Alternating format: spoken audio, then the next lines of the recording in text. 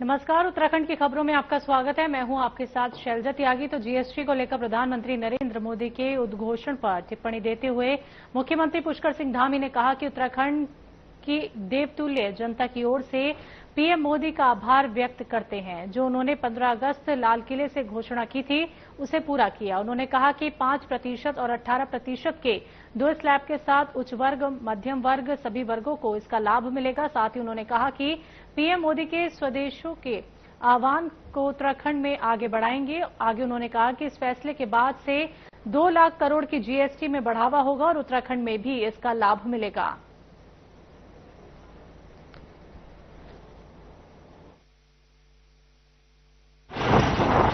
आदरणीय प्रधानमंत्री जी का बहुत उत्तराखंड की देवतुल्य जनता की ओर से बहुत आभार व्यक्त करता हूं, धन्यवाद करता हूं कि उन्होंने 15 अगस्त को लाल किले से कहा था कि दीपावली से पहले देशवासियों को जीएसटी में छूट देकर 2 स्लैब बनाकर बड़ा राहत देने का काम। मुख्यमंत्री पुष्कर सिंह धामी ने प्रदेशवासियों को शारदीय नवरात्रि की शुभकामनाएं देते हुए सभी को सुख समृद्धि और मंगलमय जीवन की कामना की है। नवरात्रि पर्व की पूर्व संध्या पर जारी अपने संदेश में मुख्यमंत्री ने कहा कि नवरात्रि में मां दुर्गा के विभिन्न स्वरूपों की उपासना का विशेष महत्व है। उन्होंने कहा कि देवी दुर्गा के 9 स्वरूपों की आराधना का ये पर्व हमें मातृशक्ति की उपासना और सम्मान की प्रेरणा देता है। साथ ही मुख्यमंत्री ने ये भी कहा कि नवरात्रि में कन्या पूजन की परंपरा भी बालिकाओं के सम्मान से जुड़ा विषय है।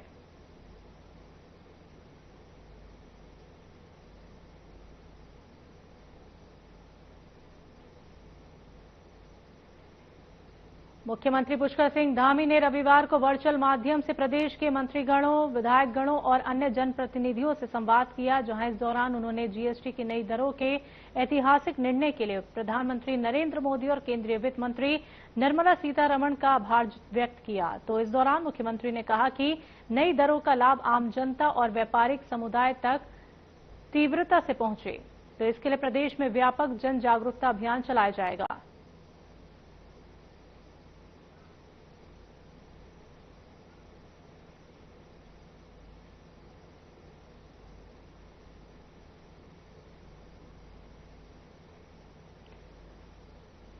मुख्यमंत्री पुष्कर सिंह धामी ने हरिद्वार में अखाड़ा परिषद के एक प्रतिनिधि मंडल से शिष्टाचार भेंट की। इस अवसर पर परिषद द्वारा हाल ही में उत्तराखंड में आई प्राकृतिक आपदा से प्रभावित क्षेत्रों के पुनर्निर्माण के लिए मुख्यमंत्री राहत कोष में 34 लाख की सहयोग राशि प्रदान की गई। इतना ही नहीं, परिषद ने एक आपदा प्रभावित गांव को गोद लेने का भी नोबल संकल्प लिया, जिसे मुख्यमंत्री ने सेवा और संवेदना का अनुकरणीय उदाहरण बताया। तो मुख्यमंत्री धामी ने अखाड़ा परिषद के इस प्रयास की हार्दिक सराहना करते हुए कहा कि उत्तराखंड की सेवा परंपरा में साधु संत समाज का योगदान सदैव अग्रणी रहा है। और साथ ही मुख्यमंत्री ने कहा कि राज्य सरकार आपदा प्रभावित क्षेत्रों में तेजी से पुनर्वास और पुनर्निर्माण कार्य कर रही है और समाज के सभी वर्गों से मिल रहे सहयोग से कार्य को और गति मिल रही है।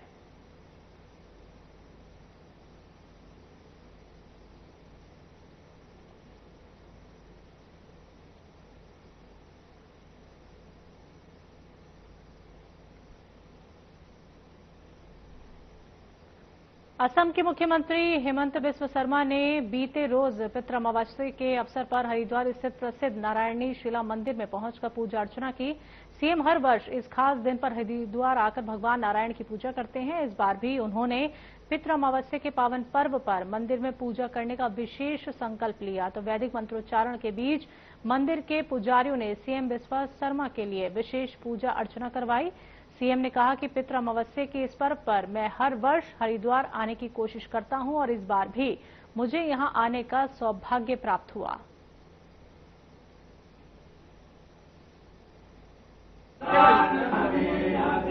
पितृपक्ष का अमावस्या में मंदिर में आता हूँ, इस बार भी आया। पितृपक्ष का जो पूजा होता है मैं नारायण शिला मंदिर में हमेशा करने का कोशिश करता हूँ। आज आने का सौभाग्य मिला। सबको बहुत।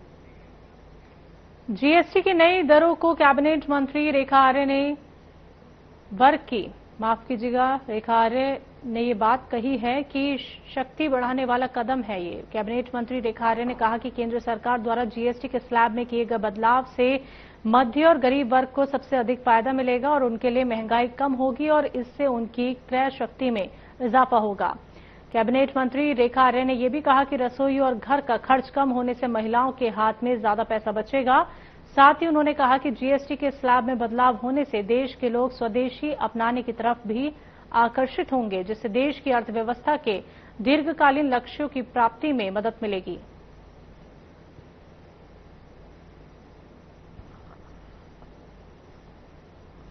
खुशी की बात है कि माननीय प्रधानमंत्री जी के अथक प्रयासों से ये अब हम होते हुए देख रहे हैं, जहाँ जीएसटी 18% हर चीज पर लगती थी, अब वो 18% से घटकर हमारी जो मूलभूत आवश्यकताएं हैं, जिसमें हमारा लोअर मिडिल क्लास है या हमारा मिडिल क्लास है, दोनों ही क्लास के लिए मैं समझती हूँ कि जो 18% जीएसटी है उसको कम किया गया है और ये जीएसटी संभवतः 5% के आसपास रखा गया है, जो कि बहुत स्वागत योग्य फैसला है। निश्चित रूप से इससे लोअर क्लास को फायदा मिलेगा, निश्चित रूप से इससे मिडिल क्लास को फायदा मिलेगा और निश्चित रूप से लोगों की खरीद की क्षमता भी बढ़ेगी और निश्चित रूप से स्वदेशी खरीदने के लिए सब प्रेरित भी होंगे। तो मैं माननीय प्रधानमंत्री जी को बहुत शुभकामनाएं देती हूँ। पौड़ी जिले के पाबी ब्लॉक के खंडेश्वर मैदान में प्रारंभिक शिक्षा की ब्लॉक स्तरीय शारदाकालीन क्रीडा प्रतियोगिता की शुरुआत हुई। प्रतियोगिता में ब्लॉक के सभी 7 स्कूलों से आए विभिन्न विद्यालयों के 210 छात्र छात्राओं ने हिस्सा लिया। तो खंड शिक्षा अधिकारी पाबो अमित चौहान ने बताया कि 2 दिवसीय प्रतियोगिता के पहले दिन बच्चों ने कबड्डी, खो खो और दौड़ जैसी प्रतिस्पर्धाओं में उत्साहपूर्वक भाग लिया और प्रत्येक स्कूल से लगभग 30 छात्रों ने प्रतिभा दिखाई। वक्ताओं ने कहा कि ग्रामीण क्षेत्रों की प्रतिभाओं को निखारने और बच्चों के सर्वांगीण विकास के लिए इस तरह की खेल प्रतियोगिता बेहद जरूरी है। आयोजन स्थल पर विद्यार्थियों और अभिभावकों में विशेष उत्साह देखने को मिला।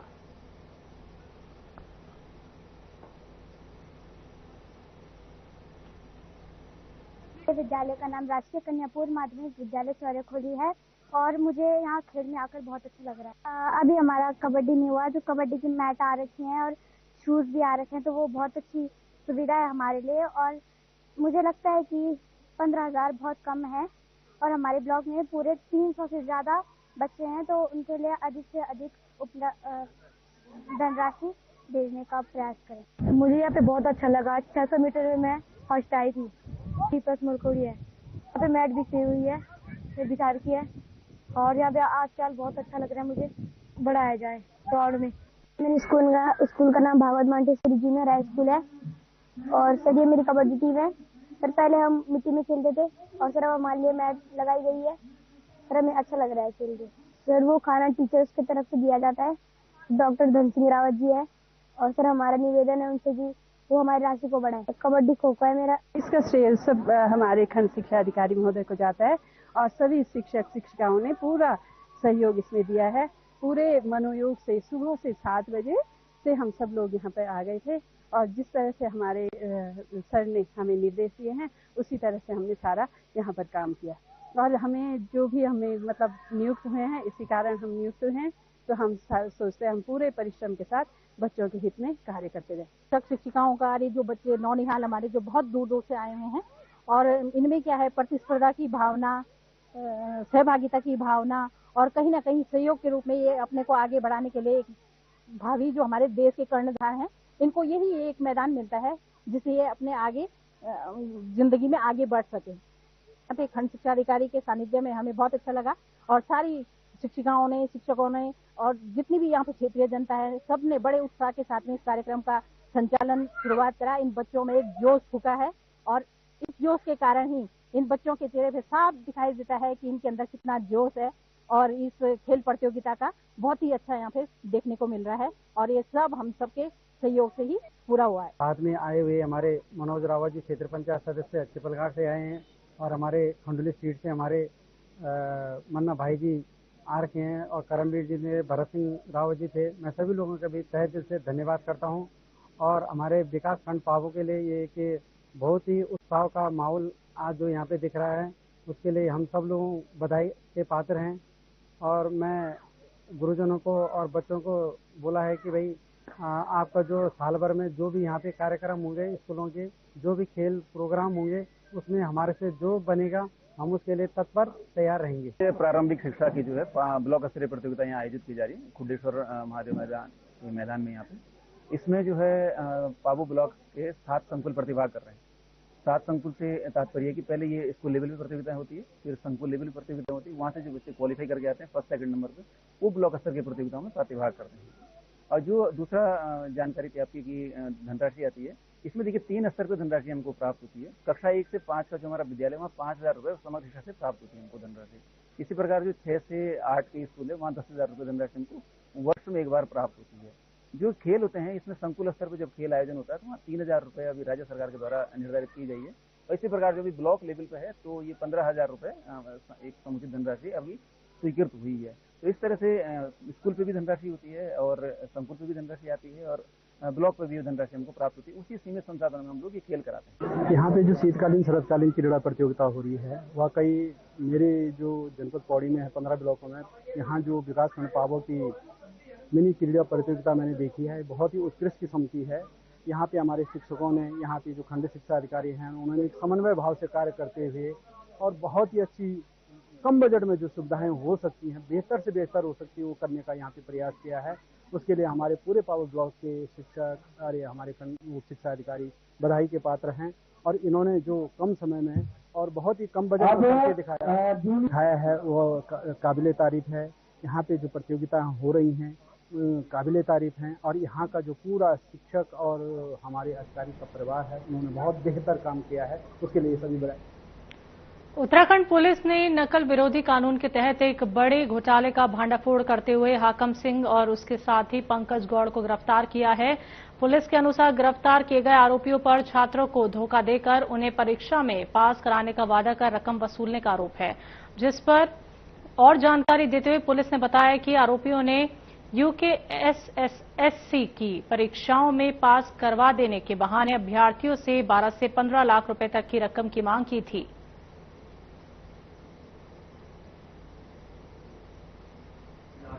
स्नातक स्तरीय परीक्षा UKSSC द्वारा आयोजित की जा रही है और इसमें जो सख्त नकल अध्यादेश माननीय मुख्यमंत्री जी द्वारा लाया गया था 2023 में, उसके बाद से सभी परीक्षाओं की शुचिता और उसकी निगरानी का टास्क STF को दिया गया था, साथ ही इंटेलिजेंस एजेंसीज को, और सभी जिला पुलिस के को निर्देश जारी थे कि इसमें जो है कभी भी जब भी कोई परीक्षा ऐसी आयोजित होगी तो जो पूर्व में इस तरह से लोग परीक्षाओं की जो नकलों में शामिल रहे हैं, ऐसे गैंग शामिल रहे हैं या ऐसे छात्र जो कहीं ना कहीं इस परीक्षाओं में कहीं लिप्त रहे हों, उन पर निगरानी रखी जाए। तो उसके लिए यहाँ पर स्पेशल टीम जो साइबर कमांडो ट्रेनिंग वाले हैं वो भी निगरानी रखते हैं, साथ ही साथ STF की जो टीम रहती है और जो भी इनपुट प्राप्त होते हैं उस पर लगातार पुलिस निगरानी करके उसमें एक्शन करती है।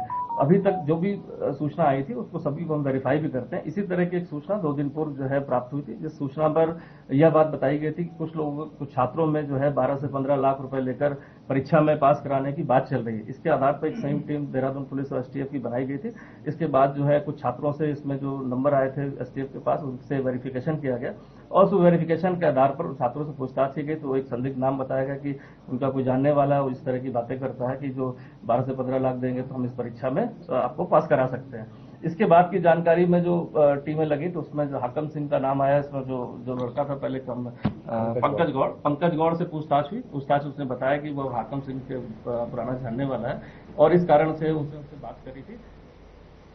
इस वक्त पूरा प्रदेश आपदा से जूझ रहा है, जहां इस आपदा ने कई लोगों की जान ले ली और हजारों लोग इसमें बेघर हो गए। तो वहीं पितृपक्ष के अंतिम दिन सभी दिवंगत आत्माओं की शांति के लिए मसूरी कांग्रेस अध्यक्ष अमित गुप्ता के नेतृत्व में प्रार्थना और हवन का आयोजन किया गया, जिसमें दर्जनों कांग्रेसी कार्यकर्ताओं ने भाग लिया और मृत आत्माओं की शांति के लिए प्रार्थना की और इस आपदा के तहत बेघर हो गए लोगों को विस्थापन के साथ ही केंद्र राज्य सरकार से पूरी सहायता देने की मांग की।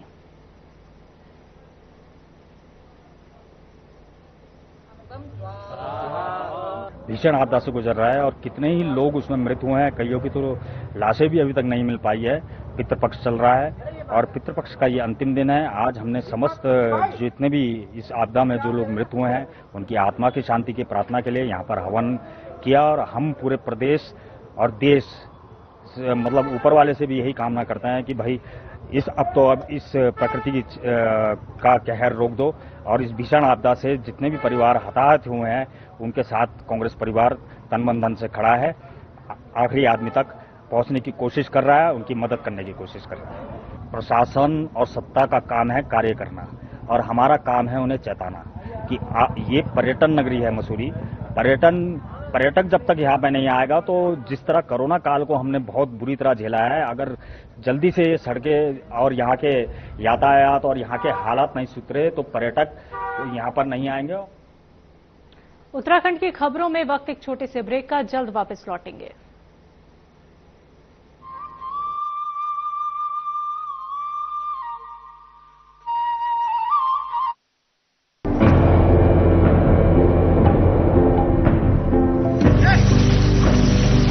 तभी पानी की कमी से सूखते उत्तराखंड के इन खेतों में अब लहलहा रही हैं फसलें। राज्य में सिंचाई की आधुनिक तकनीकी ने खोल दिए हैं किसानों के तरक्की के द्वार। इन सीढ़ीदार खेतों में प्राकृतिक स्रोतों के जरिए पानी पहुंचाना हमेशा चुनौतीपूर्ण रहा है, लेकिन उत्तराखंड सरकार की पहल से सोलर पंप लिफ्ट सिंचाई योजना निर्माण के जरिए पानी को खेतों तक पहुंचाना हो गया है बेहद आसान। लघु सिंचाई परियोजना के तहत सिंचाई के लिए बने सोलर वाटर लिफ्टिंग सिस्टम व अलग अलग तकनीकी से बनाए गए पानी के टैंकों ने पहाड़ की खेती किसानी को दिए हैं नए आयाम। सिंचाई होने से किसान बंजर पड़े खेतों पर नकदी फसलें उगाकर कर रहे हैं लाखों की कमाई। सौर ऊर्जा से चलने वाले पंपिंग सिस्टम से किसानों की बिजली पर निर्भरता भी हो गई है खत्म। सरकार का किसानों की आय दोगुना करने का संकल्प हो रहा है पूरा। हमारे गांव में सोलर लिफ्टिंग पंपिंग योजना शुरू की गई, जहां पर हमारे समस्त गांववासी पुरानी खेती झंगोरा मंडवा और गेहूं मक्की उस पे निर्भर थे। आज इस सोलर पंप लगने से पूरे गांव में सिंचाई पर्याप्त रूप से हुई और हमने यहां पर नकदी फसलों का कार्य शुरू किया, जहां पर हमने शिमला मिर्च, बीन्स और टमाटर लगाने शुरू करे। जिन खेतों पे कुछ नहीं होता था, आज वहां पर नकदी फसलें बहुत अच्छी हो रही है और बहुत अच्छा दाम कमाया, पूरे गांव वालों को बहुत बड़ा फायदा मिला। अब तक सोलर पंप सिस्टम के तहत राज्य भर में 497 जियो और आरसीसी टैंकों का किया गया है निर्माण। स्थानीय संसाधनों के सतत प्रबंधन से उत्पादकता और ग्रामीण समुदाय की आय में वृद्धि करने के लिए प्रतिबद्ध है उत्तराखंड सरकार। सौर ऊर्जा से समृद्ध किसान,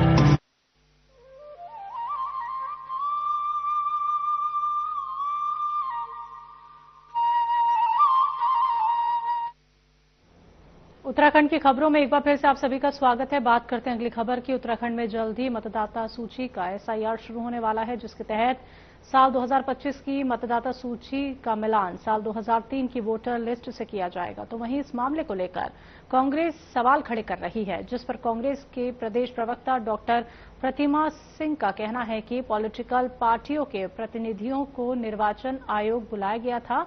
उन्होंने कहा था निकाय चुनाव और लोकसभा चुनाव की मतदाता सूची का रिवीजन कराना है, जिसमें बिहार की तर्ज पर उत्तराखंड में भी एसआईआर होगा।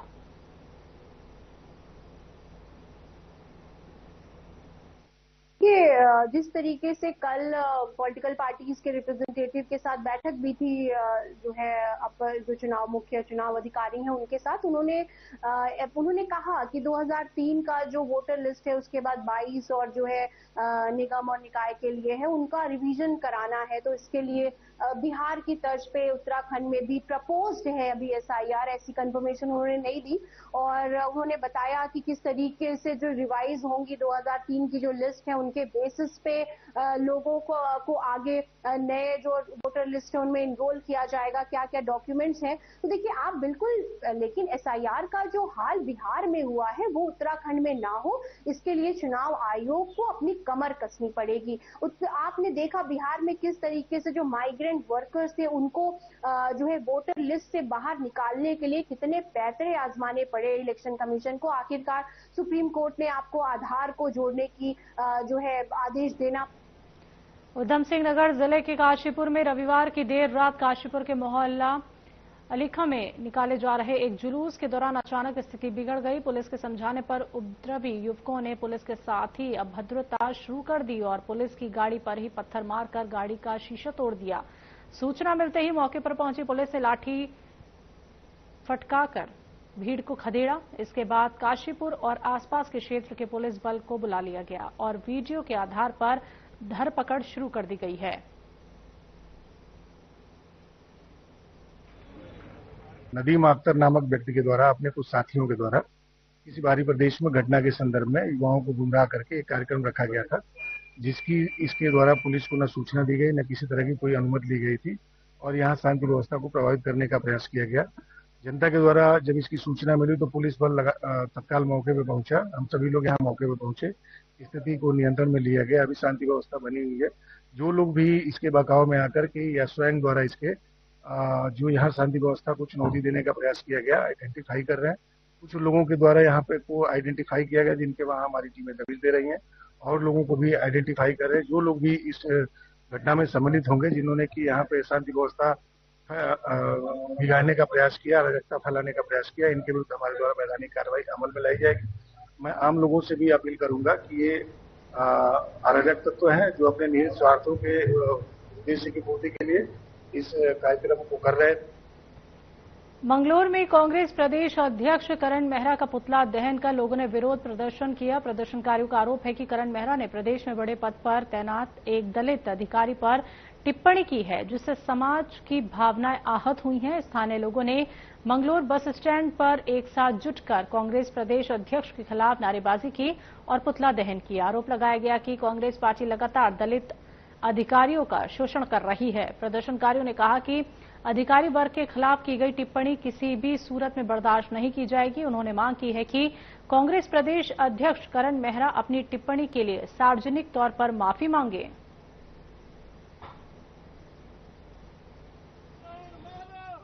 पुतला फूंका है, दलित अधिकारियों के मामले में टिप्पणी कर रहा है, जो बयानबाजी कर रहा है, जब दलित को बिल्कुल पसंद नहीं कर रहा है वो अधिकारी पद पे बिल्कुल भी। ऐसी कांग्रेस की सोच होनी नहीं चाहिए थी, बहुत गलत सोच हुई है। हम सब कांग्रेस ही थे, आज इसी बात पे हम कांग्रेस छोड़ रहे, अलविदा कर दी सबने। मंत्री और माननीय यहाँ के उत्तराखंड के हमारे मुख्यमंत्री जी, सरकार ने ही दलितों को नौकरी दे रखी है। ये जो करण मेहरा है कांग्रेस का, ये उनके खिलाफ बयानबाजी गलत सलत कर रहे कि इनको हटाया जा, नू करे जा। क्यों भाई, सरकार ने नौकरी दे रखी है, तुम्हें क्या दिक्कत है भाई? और हम सब कांग्रेस ही थे, लेकिन इस बार ये बात हमें बहुत बुरी लगी। अच्छा भाई, इसलिए हम कांग्रेस को अलविदा करते हैं और इसका विरोध करते हैं। ये माफी मांगे करण मेहरा जो है, अच्छा जी माफी मांगे। अगर नहीं माफी मांगते 27 में इनको खामियाजा भुगतना पड़ेगा। बीजेपी ज्वाइनिंग करेंगे भाई, सीधी बीजेपी। हरिद्वार में सेवा पखवाड़े के तहत सद निरंकारी मिशन ब्रांच रक्तदान शिविर का आयोजन किया गया। ये शिविर सदगुरु माता सुदीक्षा महाराज की प्रेरणा से संत निरंकारी चैरिटेबल फाउंडेशन में आयोजित किया। बता दें कि शिविर का उद्घाटन नगर विधायक मदन कौशिक और जोनल इंचार्ज हरभजन सिंह ने रिबन काटकर किया। रक्त संग्रहण के लिए हर मिलाप अस्पताल और राजकीय अस्पताल के ब्लड बैंक को डॉक्टरों की टीम वहां पे मौजूद रही और शिविर में कुल 176 यूनिट रक्तदान किया गया। तो जोनल इंचार्ज हरभजन सिंह ने कहा कि मिशन अब तक 15 लाख यूनिट से अधिक रक्तदान कर Guinness book of world record में नाम दर्ज करा चुका है। उनका कहना था कि रक्तदान एक मानवीय सेवा है और ये विचार किए बिना कि रक्त किसके शरीर में जाएगा, हमें मानवता के लिए आगे आना चाहिए।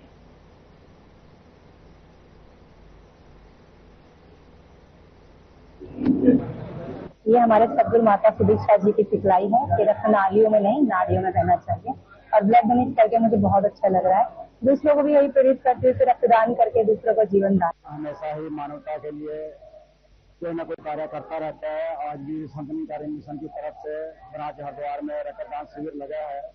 सतगुरु बाबा हरदेव सिंह जी महाराज का कहना था कि रक्त नालियों में नहीं नाड़ियों में रहना चाहिए और मानवता की सेवा के लिए यह मिशन विशेष तत्पर रखता है। कल भी रक्तदान जागरूकता रैली निकाली गई और अब तक लगभग 15 लाख यूनिट से ऊपर हमारा मिशन में रक्तदान दान कर चुका है।